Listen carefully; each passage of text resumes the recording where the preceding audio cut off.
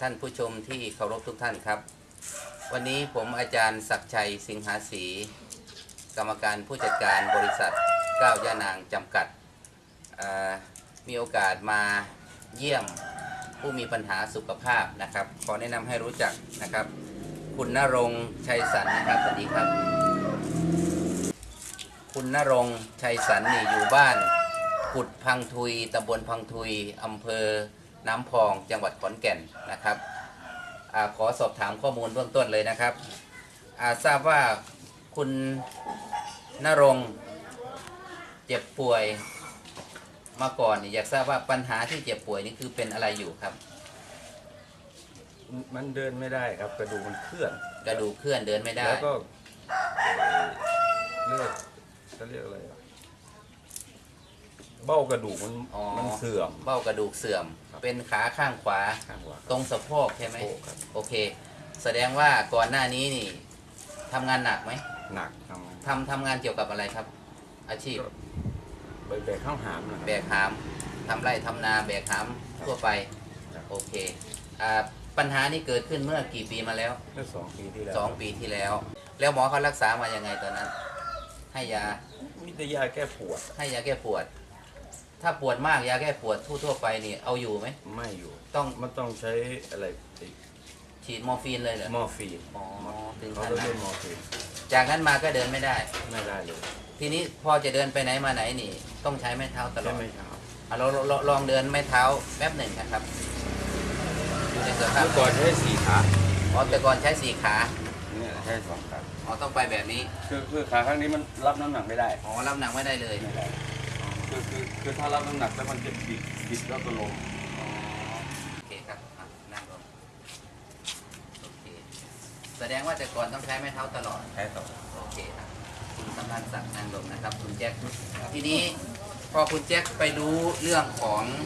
เอนไซม์น้ำย่านางของบริษัทก้าวย่านางโดยเฉพาะตัวสินค้าตัวก้าวย่านางตัวนี้ตัวเล็กๆก็เลยเอามาให้คุณณรงค์ลองดู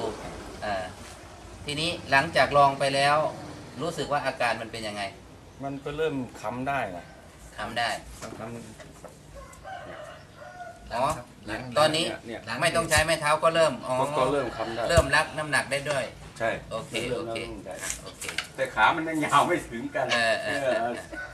เนี่ยมันรับน้ำหนักค่อยนะครับเก็บที่มันเกิดแล้วที่กินรับก็ได้อีกเอาภาษาบ้านเฮาบ้านนี่เนาะอันแรงเรากินจักมือจะหูซึกว่ามันมีกำลังพ่อเท่าพ่อว่างไม่เท่าพ่อเดินได้บ้างเนี่ยกินมื้อขวดกลัว2 ขวดน้อยๆเนี่ยขวดกลัวนี่ขวดที่3นี่เพราะถ้ากินลงไปนิดเดียวแสดงว่าผ่านมาบ่กี่มื้อนี่เองบ่กี่มื้อเนาะบ้านนี้เขาจะให้กินทีละฝานี่นึงแต่ว่าหลังจากกินมาแล้วเพิ่งเริ่มขวดที่3ตัวนี้คือว่าย่างได้บ่ใส่ไม่เท่ากับพ่อพยุงโตย่างไปได้ก็คือผมย่างเมื่อกี้พ่อไปได้ไม่ได้ครับผมก็ว่ามันดีเนาะขนาดว่าเพิ่งกินแต่ตัวนี้ตัวเดียวเนาะกินตัวเจ้าหน้าเนี่ยเสริมเข้าไปจะเฮ็ดให้ระบบกระดูกกล้ามเนื้อเส้นเอ็นระบบเลือดต่างๆนี่ดีขึ้นหลายถ้ากิน2 ตัวควบกันนี่จะเห็นผลดีเพราะฉะนั้นก็อยากให้ลองเบิ่ง2 ตัวว่ามันสิเป็นจังไดนะครับโอเคนะครับที่ผ่านมาเป็นการกินเพื่อปรับสภาพร่างกายก่อนต่อไปนี้นะครับเพื่อให้ผล